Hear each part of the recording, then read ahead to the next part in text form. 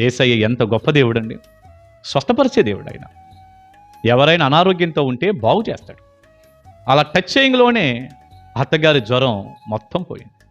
ప్రియబిడ్డ, దేవుడు నిన్ను కూడా చాలాసార్లు బాగు చేశాడు కదా. ఇప్పుడు కూడా ఏదైనా బలహీనత ఉంటే ప్రభు పాదాలు పట్టుకో, అడుగు. దేవుడు తప్పకుండా నీకు మంచి ఆరోగ్యం ఇస్తాడు. మరొక మాట ఇక్కడ ఉంది, అంతటా ఆమె లేచి ఆయనకు ఉపచారము చేయసాగాను అని ఉంది. స్వస్థత పొందినామా, జ్వరం తగ్గిపోయినామా, లేచి ప్రభువుకి పరిచర్య చేస్తుంది, ఉపచారం చేస్తుంది.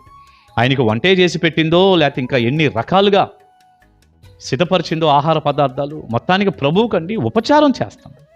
ప్రియబిడ్డ, ఈరోజు చాలామంది దేవుని ద్వారా స్వస్థత పొంది, దేవుని ద్వారా మేలులు పొంది, మంచి ఆరోగ్యాన్ని ఆశీర్వాదాలు కలిగి ఉండి తిరిగి ప్రభువుకి ఏ ఉపయోగం లేని వారిగా ఆయన మందిరానికి కానీ, ఆయన పనికి కానీ, దైవ సేవకులకు కానీ కృతజ్ఞతతో కాస్తంత సహాయపడే మనసు లేని వారిని ఎంతోమందిని చూస్తున్నాం దేవుని పనిలో. మంచిది కాదు.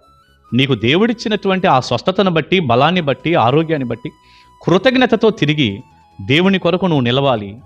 దైవజనుడితో కలిసి, సేవకురాలతో కలిసి, నువ్వు స్త్రీవైనా పురుషుడివైనా చక్కగా ప్రభు పనిలో కొనసాగాలి. అదేగా కృతజ్ఞత హృదయం అంటే. నీ వంతుగా దేవుని పరిచర్యలో నీ యొక్క సహకారాన్ని అందించు. నువ్వు వెళ్ళే మందిరంలో నువ్వు ఎంత దీవించబడతావో నువ్వే చూద్దు కానీ.